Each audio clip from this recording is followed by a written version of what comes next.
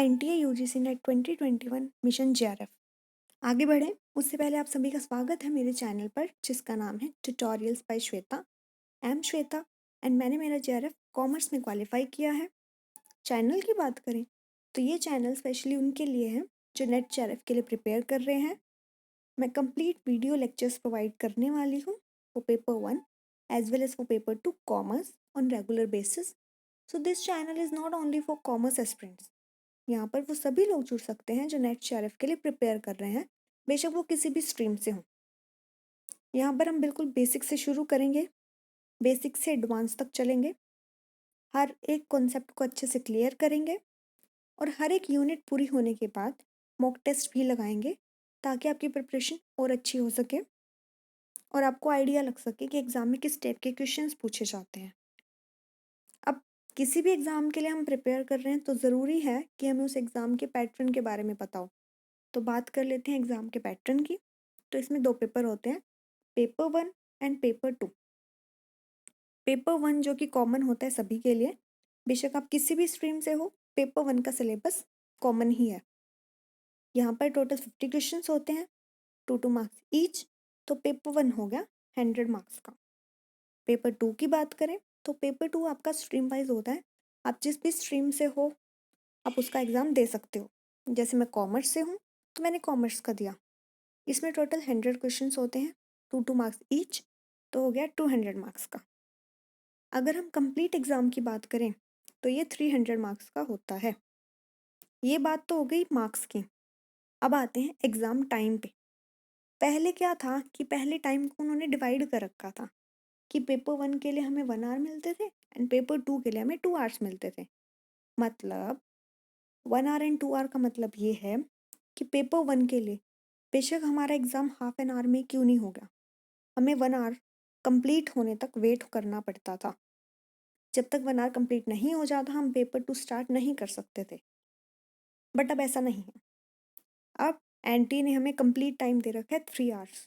हमारी मर्ज़ी है, अगर हमें पेपर 1 के लिए कम टाइम चाहिए तो हम कम टाइम दे सकते हैं, पेपर 2 के लिए कम चाहिए तो पेपर 2 के लिए कम दे सकते हैं। अब वो हमारी मर्ज़ी है। इसके अंदर मल्टीपल चॉइस क्वेश्चंस होते हैं और सबसे अच्छी बात, इस एग्ज़ाम में कोई नेगेटिव मार्किंग नहीं है, तो हम इस एग्ज़ाम को पूरा अटेम्प्ट कर सकते हैं।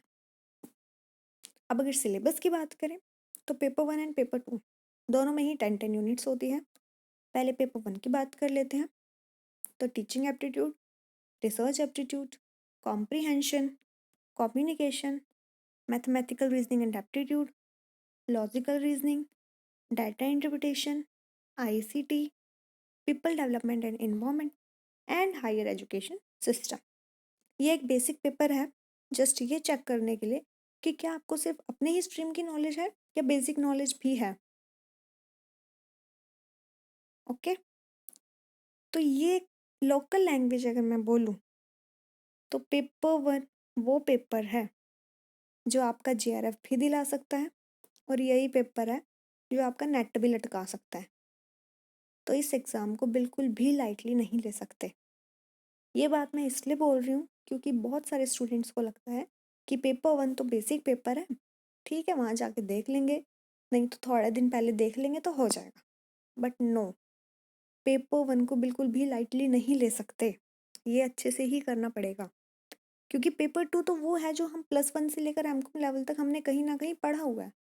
But paper 1 teaching aptitude, research aptitude ये हमने कहीं नहीं पढ़ा। माना बेसिक है बट एक बार पढ़ना तो पड़ेगा। अब पेपर 2 के सिलेबस की बात करें तो इसमें 10 यूनिट्स होती हैं।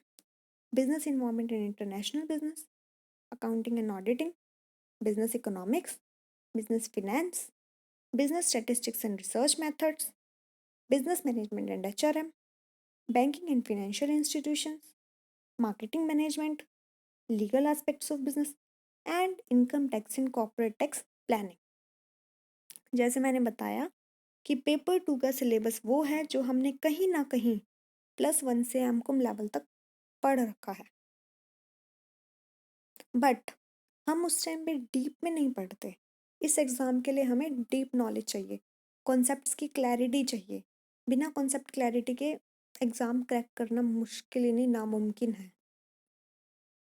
ओके, और एक बात और, जो फिफ्थ ये सेकेंड यूनिट की सेकेंड पेपर की जो फिफ्थ यूनिट है वो, और जो पेपर 1 की सेकेंड यूनिट है रिसर्च एप्टीट्यूड वाली, इन दोनों में कुछ सिलेबस ऐसा है जो कॉमन है।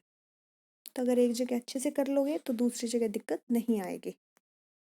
बात हो गई सिलेबस की, अब आते हैं स्ट्रेटेजी पे। Strategy is more important than hard work, no doubt. Hard work हमें करना पड़ेगा, किसी भी एग्जाम के लिए हमें हार्ड वर्क करना पड़ेगा, but hard work without strategy, never. बिना स्ट्रेटेजी के हम बेशक कितना भी हार्ड वर्क कर लें, वो हार्ड वर्क अपना रिजल्ट नहीं दिखाएगा। इसलिए स्पेशली कॉम्पिटिटिव एग्ज़ाम में स्ट्रेटेजी बहुत मैटर करती है। आप किस स्ट्रेटेजी के साथ उस एग्ज़ाम को प्रिपेयर कर रहे हो, वो हार्ड वर्क से भी ज़्यादा मैटर करता है। अगर आपकी स्ट्रेटेजी अच्छी है, उस अच्छी स्ट्रेटेजी के साथ अगर आप हार्ड वर्क कर रहे हो तो रिज़ल्ट भी अच्छा ही आएगा।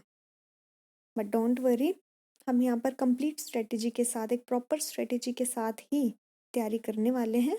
उस प्रॉपर स्ट्रेटेजी के साथ ही हम कॉन्सेप्ट्स को क्लियर करेंगे, डीप में नॉलेज लेंगे, मॉक टेस्ट लगाएंगे ताकि आइडिया हो सके कैसे कैसे क्वेश्चंस आने हैं। रेगुलर बेसिस पर आपको वीडियोस मिलेंगी, बस आप चैनल के साथ जुड़े रहिए। वीडियो अच्छी लगी हो तो please like and share the video and subscribe the channel. Thank you.